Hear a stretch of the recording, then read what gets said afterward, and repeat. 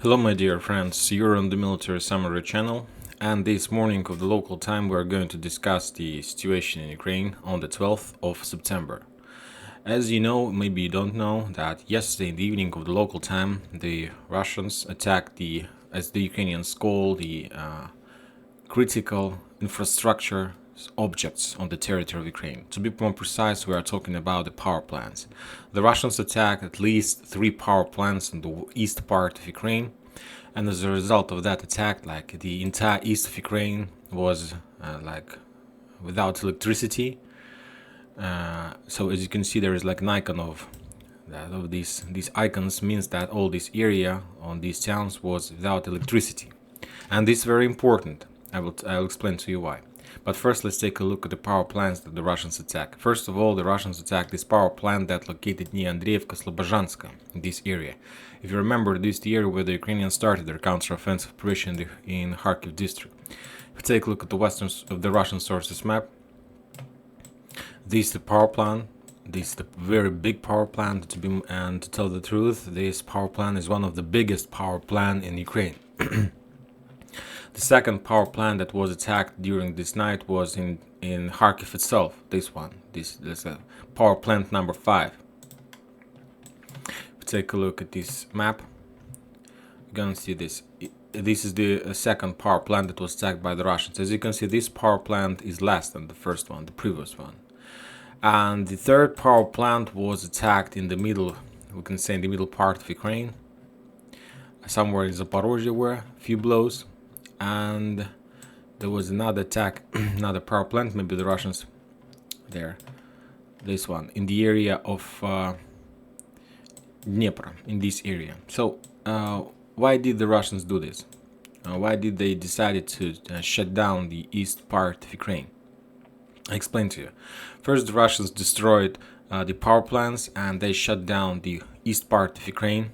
And the reason is it's not because of just simple revenge, because of the Kharkiv counteroffensive operation.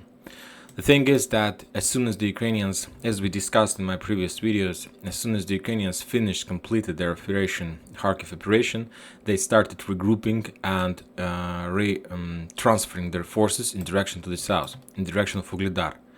And of course, as we discussed, the best way to do this is to use the railroads. And as you know, the Ukrainians are using like electricity railroads mainly. They are using train that uses electricity to move on the Ukrainian railroads.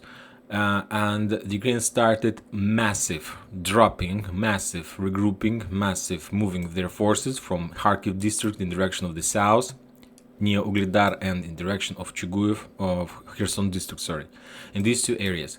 And the Russians saw everything. And as we discussed, the Russians need to do bigger hook to do the same regrouping in direction of Donetsk. So everybody understood that now they need to move their forces in direction of Donetsk. The Russians, they saw as far as, and they see that Ukrainians are doing this much more faster because they need to spend just 100 kilometers, of course. And the Russians need more time. So that's why they decided, and they saw that to do this regrouping, the Ukrainians need to accumulate a lot of forces on railroad stations and to put these tanks and armored vehicles on the railroad and start movement. So that's why it's the best target for the Russians in this case. So that's why the Russians decided to destroy the power plants in this area and to shut down electricity in this area. And after they did this, we need to understand that the Ukrainian railroad stopped immediately. And as you can see later, if you take a look at the Western sources map, you're gonna see like 3 icons in near the Dnipro, town Dnipro, or the Russian call this town Dnipropetrovsk, to be more precise, in Pavlograd. Pavlograd is the railroad logistics center. You see that there are like 2 railroads, cross of 2 railroads. One moves from Dnipro towards Donbass, and the second one moves from Kharkiv in direction to the south. And in the south, these railroads split in 2 parts. One of them leads to the Ugledar area, or Novokakhovka area to be more precise, and to the Gulay Pole area, and the third one moves to Zaporozhye and to Kherson district. So you need to understand that this night all this area was collapsed by the Russians and by the electricity shutdown.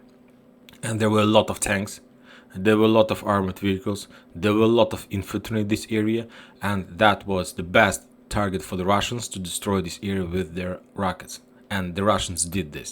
So imagine yourself, as we discussed, the Ukrainians are moving dozens, hundreds of armored vehicles to the south, and they're doing this using this railroad logistics center. After this logistics center, the Ukrainians are moving in direction of Pokrovsk, this one. As we discussed, like yesterday, they moved around 150 tanks in this area, so they were continuing doing this night. Furthermore, some of the forces were moved in direction of the south because, as we discussed yesterday as well, the Ukrainians lost up to 20,000 soldiers in the south, and they needed some reinforcement because they are very demoralized. They have a lack of forces in the south, and they needed to close the gap in this area. So that's why all this transferring were done for, and the Russians stopped this area with a shutdowning of electricity. And this night they just destroy everything on this railroad.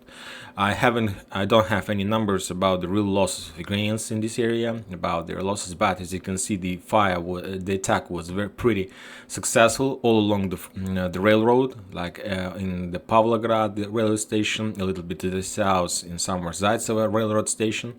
So I suppose that this morning the Russians are planning to give us like the real numbers of the big Ukrainian losses along this railroad. And believe me, this is not the last time we see of the Russians attack on the critical infrastructure objects. I must say that if Ukrainians are going to continue attacking the power plant every single day, the Ukrainians attack this power plant, the Russians will attack the power plants of the Ukraine, and using this they will attack the railroads which the Ukrainians are using for transferring their equipment, armored vehicles and tanks.